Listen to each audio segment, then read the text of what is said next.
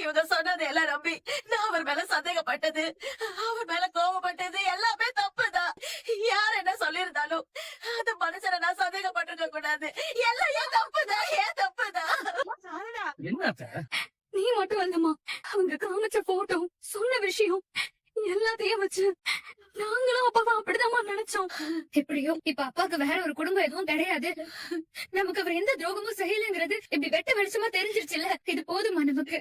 விஜய், இவங்க என் அப்பாவோட second family இல்லன்னா இவங்க எல்லாம் எதுக்காக இங்க வரணும்? உண்மையிலேயே இவங்க எல்லாம் யாரு? அந்த பசுபதி சொல்லி பொய்யா இங்க நடிக்க வந்தவங்க தான் இவங்க. நடிக்க வந்தாங்களா? அடி பாவி, ஓ மேலயும் உன் பிள்ளைங்க மேலயும் பாவம் பார்த்து உனக்காக நான் என்னெல்லாம் செஞ்சேன். என் குடும்பம் அப்படி உனக்கு என்னடி துரோகம் பண்ணிச்சு? என் புருஷ பேரை கலகப்படுத்தி எங்களை இப்படி கஷ்டப்படுத்துறதுல அப்படி உனக்கு என்னடி சந்தோஷம்? எதுக்காக எல்லாரும் சேர்ந்து இப்படி ஒரு நாடகம் ஆடினீங்க? உங்களுக்கு எல்லாம் மனசாட்சின்னு ஒண்ணு இருந்திருந்தா இப்படி எல்லாம் பண்ணிருப்பீங்களா? நீங்க இப்படி எல்லாம் நடிச்சு நாடகம் போட சொல்லி அந்த பசுபதி உங்களுக்கு எவ்வளவு பணம் கொடுத்தாங்க? ஏமா, நீயும் ஒரு பொம்பளை பிள்ளைய பெத்தவ தானே? இப்படி ஒரு பொய்ய சொல்லி இத்தனை பொம்பளை பிள்ளைங்கள இப்படி கஷ்டப்படுத்துறோமே.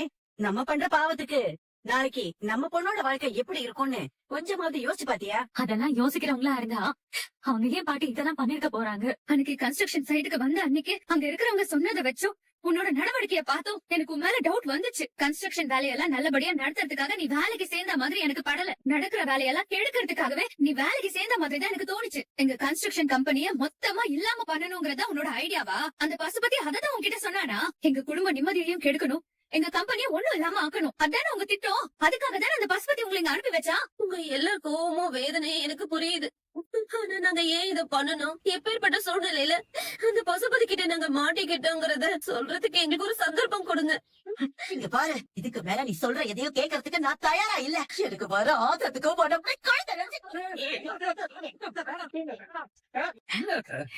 ஏமா சாரதா, கோவத்துல நீ ஏதாச்சும் பண்ணி ஒழுங்கெடுக்க ஆச்சுன்னா அப்புறம் பிரச்சனை நமக்கு தானமா? அவங்கதான் ஏதோ சொல்ல வராங்கல்ல, என்ன சொல்றாங்கன்னு கேப்போமே. இப்படி அமைதியாவே நின்னுட்டு தான் என்ன மாட்டான்? ஏதோ சொல்ல வந்தீங்கல்ல, அது என்னன்னு சொல்லுங்க, எல்லாரும் கேக்குறோம். நீங்க எல்லாரும் நினைக்கிற மாதிரி நாங்க ஒன்னும் பணத்தாசைக்காக இப்படி போய் சொல்லி இங்க நடிக்க வரல. கொஞ்சம் வருஷத்துக்கு முன்னாடி என் குடும்ப செலவுக்காக பசுபதி கிட்ட இருந்து நான் ஒரு பெரிய தொகையை கடனா வாங்கிட்டேன். ஆனா நான் சொன்ன நேரத்துக்குள்ள என்னால அசல கொடுக்க முடியல, அதுக்கு வட்டியும் கட்ட முடியல. அப்பதான் பசுபதி நான் சொல்றது செஞ்சா நீங்க அந்த கடனை திருப்பி தர வேண்டாம்னு சொல்லி உங்க புருஷனோட 2வது குடும்பமா எங்களை நடிக்க சொன்னாரு. நாங்க இதுக்கு முடியாதுன்னு சொன்னா எங்களை கொன்றுவன்னு மிரட்டினாரு.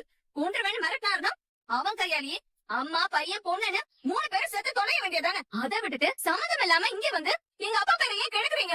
இங்க பாருங்க, நாங்க மறுபடியும் சொல்றோம், உங்க குடும்பத்துக்கு அவ பேரு உண்டாக்கவோ உங்க எல்லாரையும் கஷ்டப்படுத்தணுங்கிற எண்ணம் எங்களுக்கு சுத்தமா இல்ல. எங்க அம்மா சொன்ன மாதிரி இதெல்லாம் செஞ்சே ஆக வேண்டிய கட்டாயத்துக்கு நாங்க ஆளாயிட்டோம். ஆரம்பத்துல நாங்க இங்க வந்தப்போ நீங்க எல்லாரும் எங்க மேல கோவப்பட்டீங்க. அதுக்கப்புறம் நீங்க எங்க குடும்பத்து மேல காட்ட அக்கறை, உங்களை ஒருத்தர எங்களை நினைச்சு எங்க கூட நல்லா பழகுனீங்க. உங்களுக்கு இப்படி ஒரு துரோகத்தை பண்றோம்னு எங்களுக்கே ரொம்ப குற்ற உணர்ச்சியா இருந்துச்சு. இருந்தாலும் எங்களுக்கு வேற வழி தெரியல. குற்ற உணர்ச்சியா இருந்துச்சா? இவ்வளவும் பண்ணிட்டு எப்படி உன்னால வாய் கூசாம இப்படி சொல்ல முடியுது? உங்க மேல எல்லாம் போய் நாங்க பரிதாபப்பட்டோம் பாருங்க. எங்க புதிய செருப்பால அடிக்கணும். ஐயோ, இப்படி எல்லாம் ஒரு குடும்பத்துல பிரச்சனை வருமா என்ன? இதுல எங்களுக்கு சொத்துல பங்கு வேணுமாமே. ஒருவேளை உங்களை நம்பி நாங்க எங்க சொத்தை கொடுத்திருந்தா நைஸா அதையும் தூக்கிட்டு போயிருப்பீங்க. வீட்டுல பங்கு கேட்டது இல்லாம ஏதோ எஸ்டேட் இருக்கு, அதுல பங்கு வேணும்னு கேட்டீங்களே. உண்மையிலேயே எங்க அப்பாக்கு அப்படி ஒரு எஸ்டேட் இருக்கா என்ன?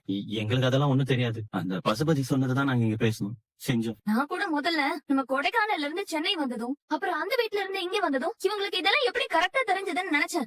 இப்பதானே தெரியுது எல்லாமே அந்த பசுபதி சொல்லிதான் பண்ணிருக்கீங்கன்னு. டேய், உங்கள் அன்னைக்கு மியூசிக்கல் சேர் விளையாடும் போது காவேரியா நீ வேணும்னே தள்ளி விட்டதை நான் கவனிச்சேன். மரியாதையா உண்மை சொல்லு, அந்த பசுபதி காவேரி எதுவும் பண்ண சொல்லி உங்ககிட்ட சொன்ன? ஐயோ, அப்பெல்லாம் எதுவும் இல்ல சார். அப்ப வேற என்ன சொன்னா? ஏண்டி, தப்பான மாத்திரை எடுத்து கொடுத்து என்ன கொல்ல சொன்னானா என்ன? இது தெரியாம இத்தனை நாள உன் கையால நீ கொடுத்த மருந்து மாத்திரை எல்லாமே நம்பி நான் சாப்பிட்டுட்டு இருந்தேன்ல. அந்த பசுபதி எந்த இலைக்கும் போறவன் தான். கண்டிப்பா அவ இதெல்லாம் சொன்னாலும் சொல்லிருப்பான். ஐயோ, அப்பெல்லாம் ஒண்ணும் இல்லம்மா. நிஜமாவே நான் நர்சிங் படிச்சிருக்கேன்.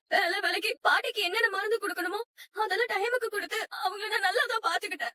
நீ யாரு எங்க பாட்டிய பாத்துக்கிட்டு? உன் நடிப்பெல்லாம் இதோட நிப்பாட்டிக்கும். கம்பெனில வேலை நடக்கிறத தடுக்கிறதும் குடும்பத்துல குழப்பத்தை ஏற்படுத்துறதும் முடிஞ்ச ஆளே காலி பண்றது, இப்படி ஆளுக்கு ஒரு டாஸ்கோட இந்த வீட்டுக்குள்ள வந்திருக்கீங்கல்ல. காவேரி, அந்த பசுபதி சொல்லிதான் நாங்க எல்லா விஷயத்தையும் செஞ்சிருந்தாலும் உண்மையிலேயே ஒரு கட்டத்துல உங்க எல்லாரையும் பார்க்க எங்களுக்கு பாவமா தான் இருந்துச்சு. யாருக்கு வேணும் பரிதாபங்களா? யாருக்கு வேணும் எங்களை கஷ்டப்படுத்தி கண்ணீர் சிந்த வைக்கிறதுக்குன்னு குடும்பமா கிளம்பி வந்திருக்கீங்களே, உங்களை எல்லாம் என்ன சொல்லி திட்டதுன்னு கூட எனக்கு தெரியல. உங்க கோவம் எனக்கு புரியுது. ஆனா நான் மறுபடியும் சொல்றேன், அந்த பசுபதி சொல்றத செய்யறத தவிர எங்களுக்கு வேற வழி தெரியல. எங்களை மன்னிச்சிருங்க. மன்னிப்பா? இத்தனை நாளா எங்களை அழ வச்சு கஷ்டப்படுத்தி என் குடும்பத்திலேயே என் புருஷனுக்கு கெட்ட பேர் உண்டாக்கி எங்களையும் அதை நம்ப வச்சு என்னென்ன பண்ணிட்டீங்க நீங்க. எனக்கு வர ஆத்திரத்துக்கு அத்தை, அத்தை, அத்தை, விடுங்க. என்ன பண்ணிட்டு இருக்கீங்க நீங்க? இங்க பாருங்க, இங்க இருந்து முதல்ல கிளம்புங்க. யாரும் எங்க மூஞ்சில கூட முழிக்க கூடாது, போங்க. காவேரி, இவங்களை பத்தி போலீஸ்ல நான் கம்ப்ளைண்ட் கொடுத்திருக்கேன். அவங்க இன்னும் கொஞ்ச நேரத்துல வந்துருவாங்க. அதுக்கப்புறம் அவங்களே இவங்க எல்லாரையும் பாத்துப்பாங்க. போலீஸா? ஐயோ அதெல்லாம் வேண்டாம் தம்பி. நான் தான் என்ன நடந்துச்சுன்னு எல்லாம் உங்ககிட்ட தெளிவா சொல்லிட்டேனே. இதுக்கப்புறம் உங்களை நாங்க தொந்தரவு பண்ண மாட்டோம். எங்கேயாவது கண்காணாத இடமா போய் நாங்க பொழைச்சுக்கிறோம். எங்களை விட்டுருங்க தம்பி. சார் உங்களுக்கு இருக்கிற கோவத்துக்கு என்ன வேணா பண்ணுங்க சார். ஆனா தயவு செய்து எங்க அம்மாவே தங்கச்சியை விட்டுருங்க சார். இதோ பாருங்கம்மா, உங்களை இப்ப நாங்க மன்னிச்சு விட்டா நாளை பின்ன திரும்ப உங்களால இவங்களுக்கு எந்த பிரச்சனையும் வராதுங்கிறதுக்கு என்ன உத்தரவாதம்? உங்களோட நிலைமை என்னவா வேணாலும் இருக்கலாம். ஆனா அதே நேரம் எங்களோட பாதுகாப்பு எங்களுக்கு முக்கியம். அம்மா வாங்க வாங்க.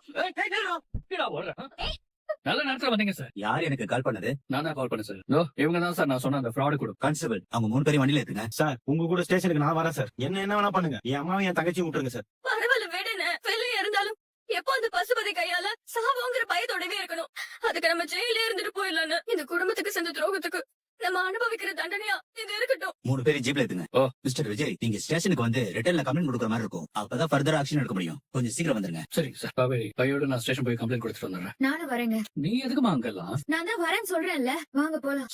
காண்டாண்டி, அதெல்லாம் ஒண்ணும் இல்ல. நீங்க 2 பேரும் கூட இருந்து அத்தையே பாத்துக்கோங்க. போயிட்டு நான் போயிட்டு வந்துடுறேன். சரிங்க பிரதர், நீங்க பாருங்க. வாங்க, பார்த்து போயிட்டு வா. பாத்து போயிட்டு வா காவேரி. நடந்ததெல்லாம் நினைக்கிறப்போ ஏதோ கனவு மாதிரி இருக்குங்க. இப்படி எல்லாம் கூட ஒரு குடும்பத்துல நடக்குமான்னு என்னால எதையுமே நம்ப முடியல. எனக்கும் தான் காவேரி, இப்ப வரைக்கும் நடந்த விஷயங்களை நினைச்சு பார்த்தா அவ்வளவு அதிர்ச்சியா இருக்கு. எங்க அப்பா அந்த பசுபதிய எந்த அளவுக்கு உயிருக்கு உயிரான ஒரு நண்பனா நினைச்சாரு தெரியுமா? அவருக்கு போய் அப்படி ஒரு துரோகத்தை செய்ய அந்த ஆளுக்கு எப்படிங்க மனசு வந்துச்சு? சரி, எங்க அப்பா சம்பாதிச்சு கொடுத்த காசை தான் அவர் ஏமாத்திட்டாரு. அவர் இறந்ததுக்கு அப்புறம் எங்களையாவது நிம்மதியா வாழ விடலாம்ல. நம்ம கஷ்டப்படுறத பாக்குறதுல அந்த ஆளுக்கு அப்படி என்ன சந்தோஷம்? நம்ம நல்லா இருக்க கூடாதுங்கிறதுக்காக ஒருத்தர் இந்த அளவுக்கு இறங்கி இவ்ளோ விஷயங்களை பண்றான்னா நம்ம அவனை சும்மாவே விடக்கூடாது. இதுக்கு மேலயும் அந்த ஆளுக்கு நம்ம பயந்து போறதுலயோ இல்ல அடங்கி போறதுலயோ எந்த அர்த்தமும் இல்ல. இனிமே என்ன ஆனாலும் சரி, 2ல 1 பாத்திர வேண்டியதா. அதுக்காக தான் நம்ம இப்ப போலீஸ் ஸ்டேஷன் வரைக்கும் போறது. அந்த ராகவ், அவங்க அப்பா பசுபதி, இவங்க 2 பேருக்கும் எதிராக அந்த கேஸ் ஸ்ட்ராங்கா ஃபைல் ஆயிடுச்சுன்னு வையேன், அப்புறம் அவங்களால இதுல இருந்து தப்பிக்கவே முடியாது. நேத்து கிருஷ்ணாவும் ராகவும் ஒன்னா பேசிட்டு இருக்கப்பதான் அவங்கள பார்த்துதான் நீங்க சொன்னீங்களே, ஒரு வழியா தப்பிச்சு போன கிருஷ்ணாவை கண்டுபிடிச்சு கூட்டிட்டு வந்துட்டீங்க. அந்த ராகவ் எங்க போனான்னு ஏதாவது தெரிஞ்சுதா? இல்ல காவேரி, முதல்ல இந்த கிருஷ்ணாவை பிடிக்கணுங்கிறதா என்னோட மெயின் டார்கெட்டாவே இருந்துச்சு. இதுல இந்த ராகவ் எங்க போனா என்ன ஆச்சுன்றத நான் ஃபாலோ பண்ணாம விட்டேன். எப்படியும் கிருஷ்ணா கண்டிப்பா என்கிட்ட மாட்டிக்குவான்னு தெரிஞ்சு நேரம் ராகவ் எங்கேயாச்சும் ஓடி ஒளிஞ்சிருக்கணும். அவன் இருக்கிற இடம் தெரிஞ்சு கிருஷ்ணா ஏதாச்சும் வாயை திறந்தா போலீஸ் அந்த ராகவ பிடிக்கிறதுக்கு வாய்ப்பு இருக்கு. எப்படியும் அவன் மாட்டுவான். எங்க போயிட போறான்? யாரோ சொன்னதெல்லாம் நம்பி எங்க அப்பாவை நானே தப்பா நினைச்சிட்டேனேங்க. இதுக்கெல்லாம் எங்க அப்பா என்ன மன்னிக்கவே மாட்டாரு இல்ல? காவேரி, ஏன் இப்படி எல்லாம் பேசுற? நீங்களே யோசிச்சு பாருங்களேன். முன்ன பின்ன தெரியாத யாரோ வந்து எங்க அப்பாவை பத்தி தப்பா சொன்னா அவர் பெத்த பொண்ணுங்க நாங்க. அது எப்படி நம்பலாம்? எங்க அப்பா அப்படிப்பட்டவர் கிடையாதுன்னு சொல்லி நம்மள தேடி வந்த அன்னைக்கே கிருஷ்ணாவையும் அவன் குடும்பத்தையும் துரத்தி விட்டுருந்தா எனக்கு இவ்வளவு பிரச்சனையா இருக்காதுல்ல? யோசிச்சு பார்த்தா எங்க மேலயும் தப்பு இருக்கதா செய்யுது. அவங்க சொல்ற எதையுமே நம்பாதீங்கன்னு பாட்டி எவ்வளவோ சொன்னாங்க. நாங்க தான் கேக்கல. என் பொண்ணுங்க 4 பேரும் வளர்ந்து பெரிய ஆளாகி என் பேரை காப்பாத்துவாங்கன்னு என் அப்பா எவ்வளவு நம்பி இருப்பாரு. அவர் எங்களை நம்பின அளவுக்கு நாங்க அவரை நம்பலையேங்க. நீ அதெல்லாம் நினைச்சு இப்ப ஃபீல் பண்ணி ஒரு பிரயோஜனமும் இல்ல. சிச்சுவேஷன் அப்படி இருந்துச்சு. யாரால என்ன பண்ண முடியும்? அந்த கிருஷ்ணாவோட ஃபேமிலி உங்க அப்பாவோட சேர்ந்து எடுத்துக்கிட்ட மாதிரியான போட்டோஸ், டாக்குமெண்ட்ஸ் இதெல்லாம் காட்டினதுனால தானே அதை ஃபேக்குன்னு தெரியாம நாமளும் அதை நிஜம் நம்பிட்டோம். வயசான ஒரு அம்மா, தோளுக்கு மேல வளர்ந்த 2 பசங்க இருக்கிறவங்க இப்படி ஒரு விஷயத்துக்காக இவ்வளவு தூரம் போராடுறாங்கன்னா நம்ம முதல்ல அதை மறுத்தாலும் இப்படி ஒரு விஷயத்துல அவங்க பொய் சொல்லுவாங்கன்ற எண்ணம் நமக்கு வராது இல்லையா? நீனு இல்ல காவேரி, உன் இடத்துல வேற யாரா இருந்திருந்தாலும் சூழ்நிலை அவங்க இதை நம்பாதான் வச்சிருக்கோம். அதனால இதுல ஓன் தப்பு எதுவும் கிடையாது காவேரி. இந்த உண்மையெல்லாம் இவ்வளவு சீக்கிரமாச்சு நமக்கு தெரிய வந்துச்சுன்னு நினைச்சுக்கோ. நினைச்சு ஆறுதல் படுத்திக்கணும். அதை விட்டுட்டு தேவையில்லாம இப்போ மனசை போட்டு குழப்பிக்காது. தைரியமா இரு.